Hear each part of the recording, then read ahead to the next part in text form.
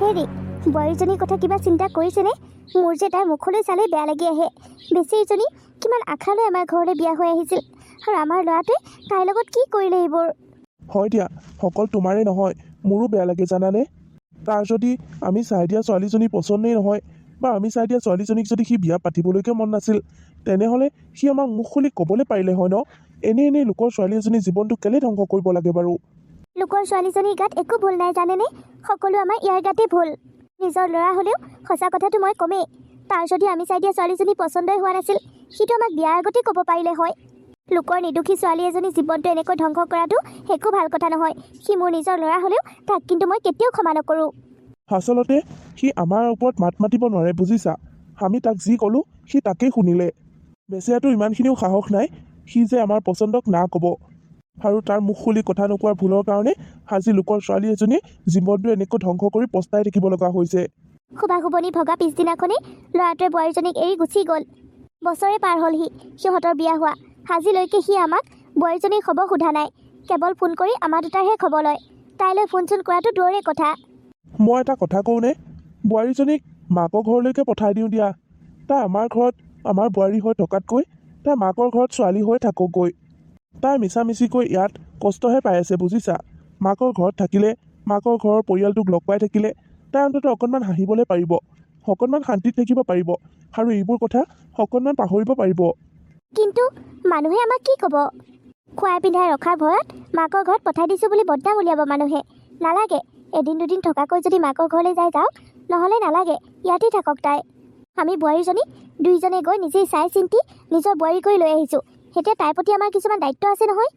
আমাৰ গোটেই সা সম্পত্তি মাটি বাৰী বোৱাৰীজনীৰ নামতেই উঠাই দিম। তেতিয়া সি ক'ত যাব? সেনেওতো ঘূৰি ইয়ালৈকে আহিব। মা, দেউতা, আপোনালোকে এইবোৰ ভুল ভাবিছে। বোৱাৰী, তেনেহ'লে তুমিয়ে কোৱা, আমি তোমাৰ লগত কি কৰা উচিত? বোৱাৰী, তুমি আমাক ক্ষমা কৰি দিবা। তোমাৰ জীৱনটোৰ লগত এনেকৈ খেলনা কৰা আমাৰ কাৰোৰে অধিকাৰ নাই। আমি ভাবিছিলোঁ আমাৰ পচন্দই আমাৰ ল'ৰাটোৰ পচন্দ, আৰু আমি যি কওঁ সি তাকেই শুনিব। আচলতে সি আমাৰ ওপৰত মাত মাতিব নোৱাৰে। আমি যি কওঁ সি তাতেই ৰাজি হৈ যায়। তেতিয়াহ'লে মা, আপোনালোকে তেওঁক এবাৰ মাতকচোন। মই তেওঁক সুধিব বিচাৰোঁ, আচলতে তেওঁ মোৰ লগত কেলে এনেকুৱা কৰিলে? মই জানো তাক একো নুসুধাকৈ আছোঁ বোৱাৰী? সেইবোৰ কথা তাৰ আগত উলিয়ালেই সি ফোনটো কাটি দিয়ে, আৰু ওলোটাকৈ ইয়াৰ পৰা ফোন কৰিলেও নুঠায়। তেতিয়াহ'লে মা, মই এটা কথাই চিন্তা কৰিছোঁ, মই তেওঁৰ ওচৰলৈ যাওঁ।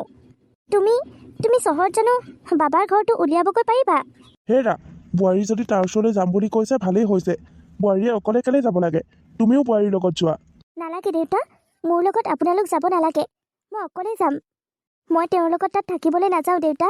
মই মুঠতে তেওঁক দুষাৰ কথা সুধিব বিচাৰোঁ, আৰু তেওঁ মোৰ সেই দুটা প্ৰশ্নৰ উত্তৰ দিলে মই আকৌ গুচি আহিম ইয়ালৈ। কিন্তু বোৱাৰী, সেই অচিন চহৰত তোমাৰ যদি ঘপককৈ কিবা এটা হয়, তেতিয়া কি হ'ব? একো নহয় মা, আপোনালোকে সেইবোৰ চিন্তা কৰিব নালাগে। আপোনালোকে মুঠতে তেওঁৰ এড্ৰেছটো দিয়ক মোক। ঠিক আছে বোৱাৰী, তাৰ এড্ৰেছটো মই তোমাক দিম, আৰু পইচা পাতি কেইটামানো দিম। তোমাৰ আহোঁতে যাওঁতে লাগিব নহয় পইচা কেইটামান। সেইবোৰ চিন্তা কৰা নাই দেউতা, মই মুঠতে তেওঁক এবাৰ লগ কৰিব বিচাৰোঁ। মই এতিয়া কি কৰোঁ? ক'লৈ যাওঁ? একো ঠাইও চিনি নাপাওঁ, মানুহো চিনি নাপাওঁ। মোৰ বেগটোও চোৰটোৱে চুৰ কৰি লৈ গ'ল। এতিয়া মই কি কৰোঁ বাৰু? এনেকৈ দেখোন তেওঁক বিচৰাটো দূৰৰে কথা, মই নিজেই সুৰক্ষিত নহয়। মই নিজেই জীয়াই থাকিব নোৱাৰিম চাগে। হেৰা বাইদেউ, আপোনাক মই অথনিৰে পৰা লক্ষ্য কৰিছোঁ। আপোনাৰ কি হৈছে? সেনেকৈ কান্দি কান্দি ৰাস্তাই ৰাস্তাই কেলে ঘূৰি ফুৰিছে? নক'ব আৰু, সেই অভাগিনী দুখেই দুখ। প্লিজ নাকান্দাকৈ কি হৈছে কথাখিনি কওকচোন। কিনো ক'ম, ক'ৰ পৰা আৰম্ভ কৰোঁ? মই গাঁৱৰ পৰা আহিছোঁ। ইয়াত মই কাকো চিনি নাপাওঁ। মোৰ মানুহজনক বিচাৰি আহিছোঁ। আপোনাৰ মানুহজন আপোনাৰ লগত নাথাকে নেকি? আৰু আপোনাৰ মোবাইল নাই নেকি হাতত? নাই, মোৰ মোবাইল, বেগ, পইচা সকলো চুৰ হ'ল। সেই ফুটপাথত যে আছে বাথৰুম, তাতেই মই গা ধুবলৈ সোমাইছিলোঁ, আৰু বেগটো বাহিৰতে থৈছিলোঁ। বেগটো কোনে লৈ গ'ল একোকে ধৰিব নোৱাৰিলোঁ। মই কালিয়ে আহিছোঁ চহৰলৈ।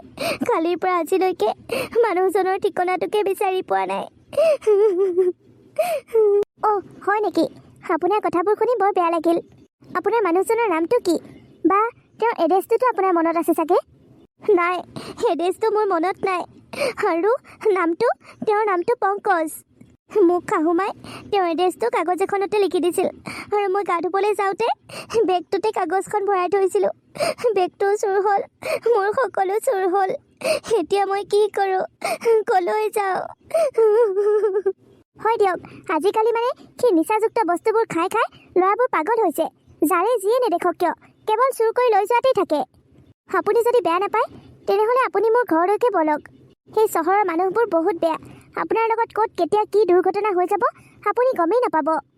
আপোনাৰ সুৰক্ষাৰ কথা চিন্তা কৰিহে কৈছোঁ, আপুনি মোৰ ঘৰলৈকে ব'লক। আপোনাৰ ঘৰত মই এনেই নাথাকোঁ। আপোনাৰ ঘৰ মই সকলো কাম কৰি দিম। মুঠতে আপুনি মোক অকণমান থাকিবলৈ ঠাই দিয়ক আৰু মোৰ মানুহজনক বিচাৰিবলৈ মোক সহায় কৰক। মোৰ মানুহজনক মই যিদিনাখনে বিচাৰি পাম মই সেইদিনাখনে গাঁৱলৈ আকৌ উভতি যামগৈ। আপুনি মোক আপোনাৰ ঘৰত ৰাখিবলৈ একো চিন্তা কৰিব নালাগে। মই একেবাৰে বেয়া মানুহ নহয়। মই গাঁৱৰ খুব সহজ সৰল এজনী ছোৱালী আছিলোঁ আৰু সেই সহজ সৰলৰ কিছুমান মানুহে সুযোগ ল'লে আৰু মোৰ জীৱনটো ধ্বংস কৰিলে। আপোনাৰ ঘৰত মই সকলো কাম কৰি দিম। মই খুব ধুনীয়াকৈ ৰান্ধিব জানো আৰু ঘৰৰ কাম সকলো কৰিবলৈ জানো। মই আপোনাৰ ঘৰত সকলো কৰি দিম। আপুনি মুঠতে মোক অকণমান থাকিবলৈ ঠাই দিয়ক। হয় নেকি? ঠিক আছে তেনেহ'লে। আপোনাৰ বিবেচনাটো দেখি মোৰ ভাল লাগিল। সেইটো কথাও ঠিক, আপোনাকনো মোৰ ঘৰত এনে কেলৈ ৰাখিম, বা মই এনেকৈ ৰাস্তাত পোৱা মানুহ এজনী মোৰ ঘৰত এনে ৰাখিলে মোৰ মানুহজনেও কিবা এষাৰ ক'ব পাৰে। কিন্তু মোৰ ঘৰত যেতিয়া আপুনি এনেকৈ কাম কৰি দিব তেতিয়াতো তেওঁ একো মাত দিব নোৱাৰিব আৰু মোৰো ভাল লাগিব আপোনাক ৰাখি। সেইকাৰণে আপুনি যি ভাবিছে একদম ঠিক ভাবিছে। মই মানুহৰ পৰা কেতিয়াও এনেই সহায় নলওঁ। তেওঁক কিবা এটা কৰি দিহে তেওঁৰ পৰা কিবা এটা লওঁ। মই তেনেকুৱা সুবিধাবাদী মানুহ বুলি আপুনি কেতিয়াও নাভাবিব। প্ৰথম দিনা লগ পাই আপোনাক বহুত ভাল লাগি গ'ল। ব'লক, আপুনি মোৰ ঘৰলৈ ব'লক। ব'লক তেনেহ'লে। এইখনে আমাৰ ঘৰ। আজিৰ পৰা আপুনি ইয়াতে থাকিব। অ', আপোনাৰ ঘৰখন বহুত ধুনীয়া। ইয়াত মই আৰু মোৰ হাজবেণ্ডহে থাকোঁ। তাৰ বাহিৰে আৰু বেলেগ কোনো নাথাকে। কেলে? আপোনাৰ হাজবেণ্ডৰ মাক দেউতাক বা তেওঁৰ পৰিয়ালৰ মানুহ কোনো নাই নেকি? আছে, তেওঁৰ সকলো আছে, কিন্তু তেওঁ আৰু মইহে ইয়াত থাকোঁ। তেওঁৰ বাকী ফেমিলিটো গাঁৱতে থাকে। অৱশ্যে মই গাঁৱলৈ যোৱাই নাই। এওঁৰ লগত বিয়া হোৱা দিন ধৰি আমি ইয়াতে আছোঁ। হয় নেকি? আৰু এটা কথা কওঁনে, আপোনাৰ হাজবেণ্ডৰ নাম আৰু মোৰ হাজবেণ্ডৰ নাম কিন্তু একেই দেই, পংকজ। হয় নেকি? ব'লা এতিয়া ভিতৰলৈ যাওঁ। তুমি অকণমান বহিবা আৰু মই চাহ একাপ বনাম। দুইজনীয়ে বহি চাহ একাপ খাম। তাৰ পাছত মই গোটেই ঘৰটো দেখাই দিম আৰু তুমি ঘৰৰ কি কাম কৰা তোমাৰ মতে কৰিবা আৰু। হয়, ঠিক আছে বাৰু। কিন্তু ঘৰত সোমোৱাৰ আগতে মই আপোনাক এটা কথা কওঁ। আপোনাৰ ঘৰত থাকিম হয়, আপোনাৰ ঘৰৰ ভাড়া কিন্তু মই দিবলৈ নোৱাৰিম। তাৰ বিনিময়ত মই দৰকাৰ পৰিলে ঘৰৰ গোটেই কাম বনবোৰ কৰি দিম। সেইটো একো কথা নাই। তুমি যিমান দিন বিচাৰা সিমান দিন ইয়াত থাকিব পাৰিবা। ঠিক আছে, হ'ব দিয়ক। ব'লা এতিয়া ভিতৰলৈ যাওঁ। অঁ, ব'লক। ইছৰাম, হেৰা যোৱাচোন, মোৰ কাৰণে পানী গিলাচ আনা যোৱা। তোমাৰ কি হ'ল আকৌ? অফিচৰ পৰা আজি ইমান টেনশ্যনত আহিছা যে? মোৰতো গৰম উঠি গৈছে বুজিছা। অফিচৰ মানুহবোৰৰ পৰা মানে শান্তি নাই। সময়মতে অফিচলৈ নাহে আৰু কাম বনবোৰো হোৱাব নোৱাৰে। অফিচৰ পৰা উলিয়াই দিওঁ বুলি ক'লেও নাযায়। আজি মোৰ বহুত কষ্ট হৈছে বুজিছা। বছৰ পৰাও বহুত গালি শুনিছোঁ। মোৰ এনেকুৱা লাগিছে মোৰ কাৰণে আজি দিনটোৱে বহুত বেয়া। যোনফালে গৈছোঁ কেৱল না আৰু না, কেৱল বিমুখ হৈ উভতিছোঁ। ইমান দৰমহা দি কৰ্মচাৰীবোৰ ৰাখিছে, তাৰ পাছতো যদি কাম বনবোৰ নকৰে তেনেহ'লে বছৰটো খং উঠিবই। আৰু বছেতো সেই কৰ্মচাৰীবোৰক চিনি নাপায়, তোমাকহে চিনি পায়, সেইকাৰণে গালি পাৰিছে। একো নাই দিয়া, তুমি ভাল মানুহক কামত লগাই দিবা, সকলো ঠিক হৈ যাব। এতিয়া এনেকৈ মোৰ লগত কথা পাতি থাকিবা নে কিবা এটা খাবলৈ দিবা? বহুত ভোক লাগিছে অ'। আগতীয়াকৈ পানী গিলাচ আনা, তাৰ পাছত চাহ পানী কি আছে লৈ আহা। গীতাঞ্জলি, পানী এগিলাচ আনাচোন। নিছোঁ বাইদেউ। হেৰা, কোন গীতাঞ্জলি আহিল আকৌ আমাৰ ঘৰলৈ? দেখিবা ৰ'বা, চিনাকি কৰাই দিম। বেচেৰীজনী বহুত দুখ জানানে? তাইৰ কথাবোৰ শুনি মোৰ বহুত বেয়া লাগিছে। গাঁৱৰ পৰা তাইৰ হাজবেণ্ডক বিচাৰি আহিছে। ইয়াত কাকো চিনিও নাপায় আৰু বেচেৰীজনী থাকিবলৈকো ঠাই নাই। বেগটোতে পইচা কেইটামান, মোবাইল এটা আৰু গিৰিয়েকৰ এড্ৰেছটো আছিল বোলে। বাথৰুমত গা ধুবলৈ যাওঁতে বেগটোৱে চুৰে লৈ গ'ল। তাৰ পাছত আৰু উপায় নাই, ৰাস্তাই কান্দি ফুৰিছে। ময়ো আকৌ বজাৰলৈ যাওঁতে লগ পালোঁ। বোলো কি হ'লনো, কেলে এনেকৈ ৰাস্তাই কান্দি ফুৰিছা? তেতিয়াহে কথাখিনি শুনিলোঁ আৰু কথাখিনি শুনি বহুত বেয়া লাগিল। তাইক মই ঘৰলৈকে লৈ আহিলোঁ। কাম কৰাকৈ ইয়াতে থাকিব দিছোঁ। তুমিও মানুহ আৰু দেই, চিনি জানি নোপোৱাকৈ এনেকৈ মানুহক ঘৰত ৰাখে নেকি? ক'ৰ পৰা বা আহিছে, কেনেকুৱা বা মানুহ, কোনো চিনা নাই জানা নাই, ডাইৰেক্ট ঘৰলৈ লৈ আহিছা। নহয় অ', তুমি কথাটো বুজা নাই কিয়? সেই নিৰ্দোষী ছোৱালীজনীৰ লগত চহৰত যদি কিবা এটা ঘটনা ঘটি যায় তেতিয়া কি হ'ব? তেতিয়া মোৰ বহুত বেয়া লাগিব। সেইকাৰণে তাইক মই মোৰ লগতে লৈ আহিলোঁ ঘৰলৈ। বাইদেউ, এয়া লওক পানী।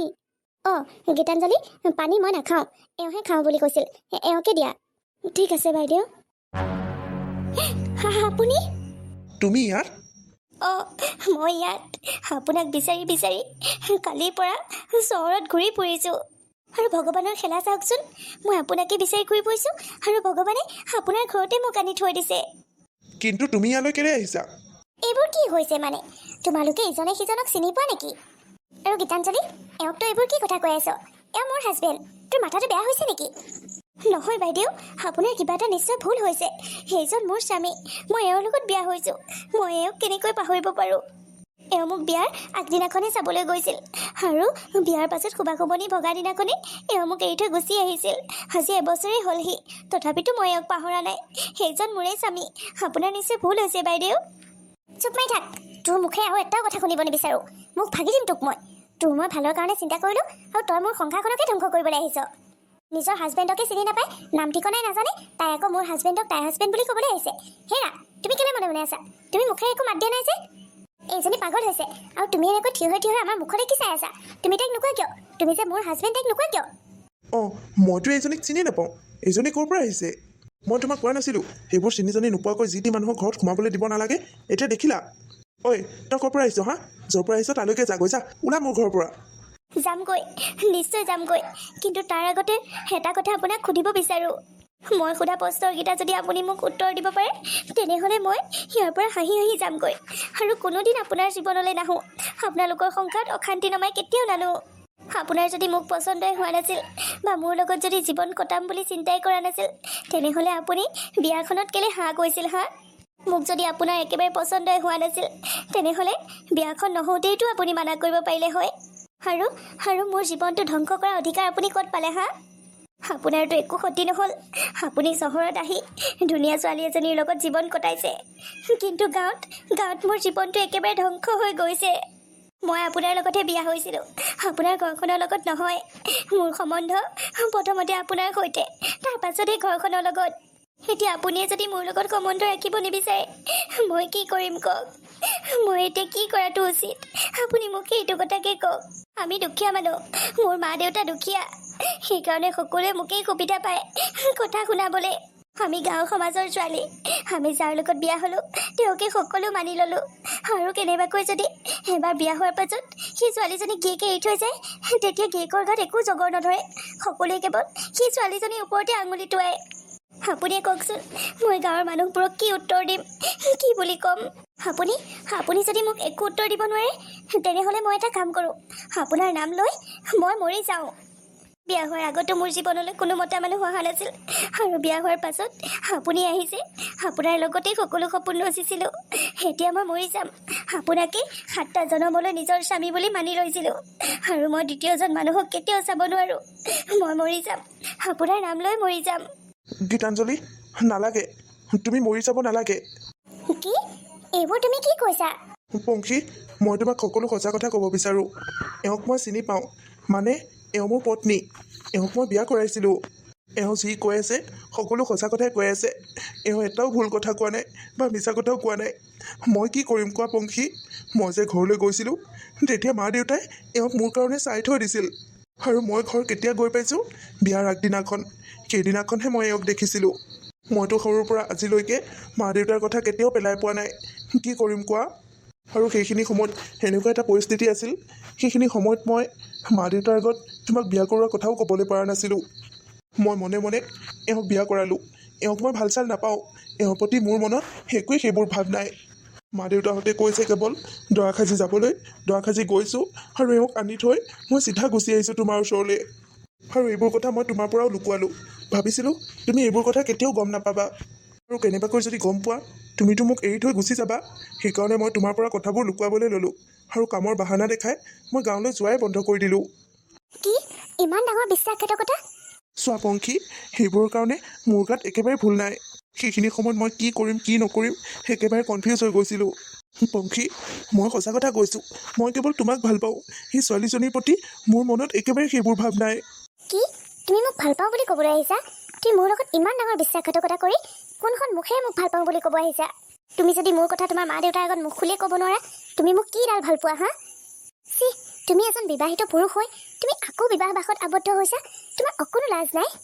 তুমি মোৰ লগততো বিশ্বাসঘাতকতা কৰিছে, লগতে এজনী নিৰ্দোষী ছোৱালী জীৱনো ধ্বংস কৰিছা। তোমাক মই মোৰ জীৱনত কেতিয়াও নাৰাখোঁ। এতিয়াই মই তোমাৰ পৰা আঁতৰি যাম, বহুত দূৰলৈ আঁতৰি যাম। প্লিজ পংখী, মোক ক্ষমা কৰা। মোৰ কথাটো বুজিবলৈ চেষ্টা কৰা। মই কি কৰিম কোৱা?